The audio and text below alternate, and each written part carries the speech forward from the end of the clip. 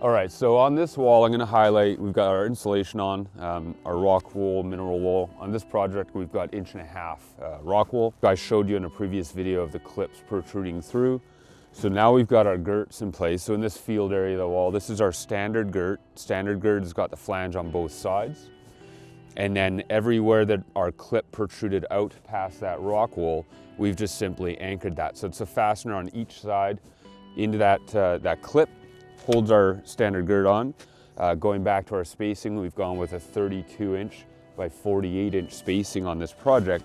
On this portion of the wall, I'll feature this window. So the window, maybe just a refresh on this project, we've brought our windows out to be past our insulation layer and into our girt layer, just like you're seeing here. And we've done that by way of a wood buck. So we've gone from our framing, sheathing, WRB, framed out a window buck to bring out our flange flush with our girt surface. So now, maybe looking further back on this wall, we've got our standard girts laid out, and then wherever we've got our penetrations, window in this case, that's interrupting our standard girts. Now on this project, once we get to our cladding stage, I'm satisfied with our last anchor point on a girt is further away than the window than say right beside. We've got different scenarios on different parts of the wall here. In a loose form, cantilever my cladding from that last girt onto that window buck. It's not a cantilever because I will be able to anchor my cladding onto this window buck, and I'll have my J of my window here solid anchored into that window buck as well.